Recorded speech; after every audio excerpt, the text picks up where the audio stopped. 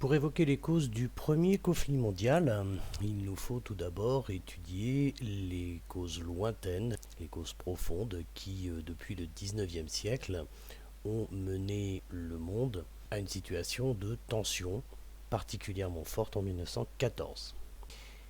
Le monde connaît en effet de grandes oppositions et notamment depuis la révolution industrielle, des oppositions qui sont des oppositions économiques, particulièrement entre les Britanniques et les Allemands. Les États-Unis sont devenus la première puissance économique mondiale au tournant du 19e et du 20e siècle, mais se concentrent essentiellement sur les marchés américains. La concurrence est extrêmement féroce par contre, et les Allemands ont ravi la deuxième place de l'économie mondiale et la première place de cette économie aux Britanniques, qui souhaiteraient bien évidemment reprendre leur place et repasser devant l'Allemagne. Donc tout ce qui pourrait affaiblir l'économie allemande serait particulièrement bien vu des Britanniques. Il y a donc d'intenses rivalités économiques.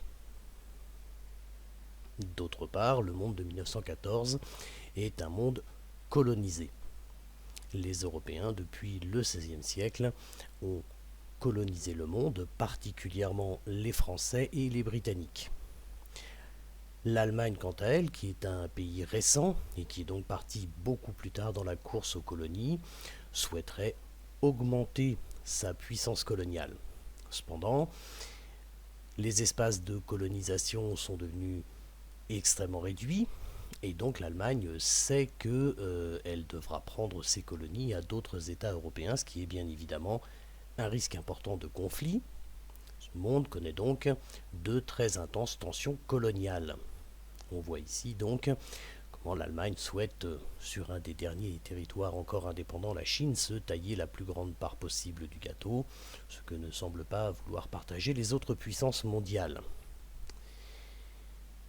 D'autre part, ces rivalités coloniales s'accompagnent également de revendications territoriales. Ainsi, la France souhaite retrouver l'Alsace et une partie de la Lorraine qu'elle a perdue après sa défaite de 1870, et elle sait bien évidemment que l'Allemagne qui a pris le contrôle de ces territoires ne les rendra pas de gaieté de cœur et qu'il faudra les reprendre par la force.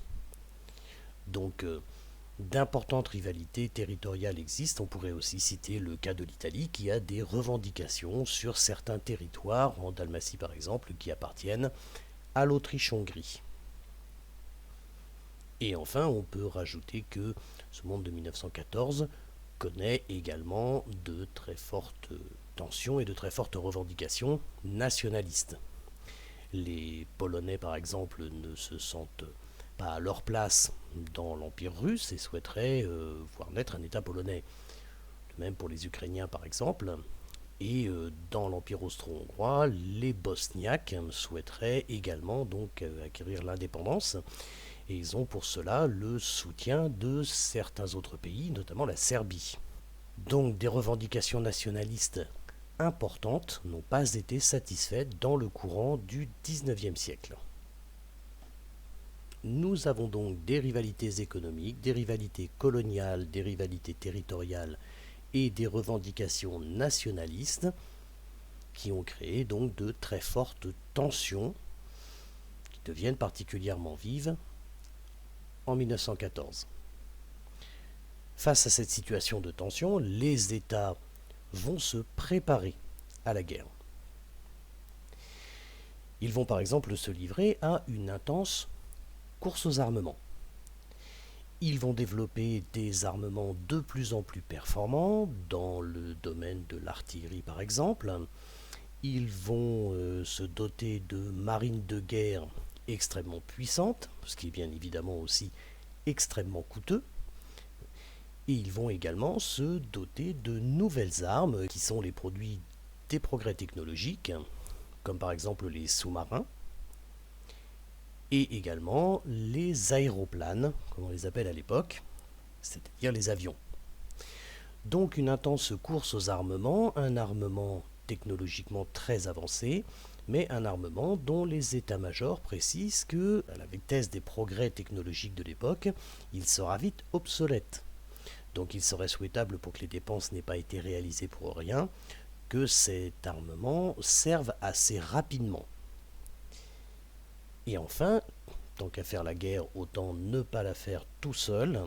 Les États européens ont créé des alliances militaires.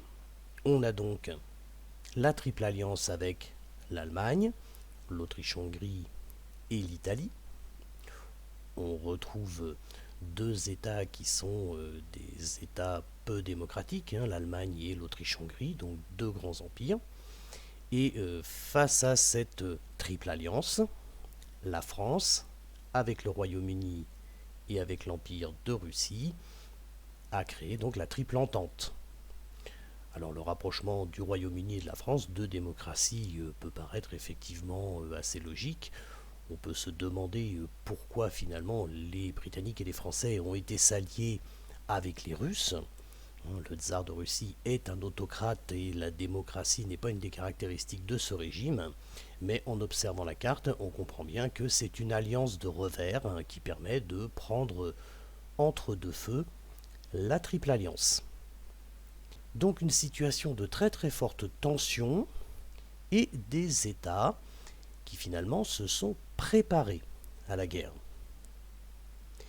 Et c'est dans ce contexte particulier que va intervenir l'événement. Donc cet événement, il a lieu à Sarajevo, en Bosnie-Herzégovine, c'est-à-dire dans l'Empire austro-hongrois.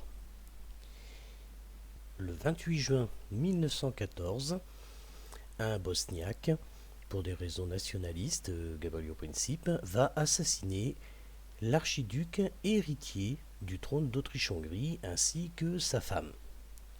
Assez rapidement, il apparaît qu'il a été armé par les Serbes. Alors cette affaire aurait pu finalement rester une affaire qui opposait la Serbie et l'Autriche-Hongrie. Mais à partir de cet événement, va se mettre en place l'engrenage des alliances. En effet, l'Autriche-Hongrie va exiger de la Serbie qu'elle accepte qu'une commission d'enquête de policiers austro-hongrois vienne enquêter sur l'attentat en Serbie. Ce que la Serbie ne peut bien évidemment pas accepter, cela serait une violation de sa souveraineté, et d'autre part, les policiers austro-hongrois ont de fortes chances de découvrir que la Serbie a participé à cet attentat. Donc elle va refuser l'ultimatum de l'Autriche-Hongrie. Le 28 juillet 1914, l'Autriche-Hongrie va donc déclarer la guerre à la Serbie. Mais la Serbie a un allié, et cet allié, c'est la Russie. En voyant que l'Autriche-Hongrie attaque la Serbie, la Russie va envoyer des troupes à la frontière austro-hongroise. Mais l'Autriche-Hongrie est l'allié de l'Allemagne. Donc en voyant la menace qui se précise à la frontière austro-hongroise, l'Allemagne va menacer la Russie. La Russie ne cède pas aux menaces et elle mobilise son armée. L'Allemagne, le 1er août 1914, va donc déclarer la guerre à la Russie. Mais la Russie a un allié, la France. Et donc, face à la déclaration de guerre de l'Allemagne contre son allié, la France mobilise son armée. Et, prenant les devants devant cette menace, le 3 août 1914, l'Allemagne déclare la guerre à la France. Pour l'attaquer, elle va passer par la Belgique. Or, la Belgique était un État qui était neutre, et le Royaume-Uni avait garanti la neutralité de la Belgique. Par conséquent, devant la violation du territoire belge par l'Allemagne, le 4 août 1914, le Royaume-Uni déclare la guerre à l'Allemagne. Finalement, cette guerre qui apparaissait comme souhaitable finalement par tous les gouvernements européens et comme étant une bonne solution aux problèmes qu'ils connaissaient, et qui devait se révéler une guerre courte, va durer plus de 4 ans.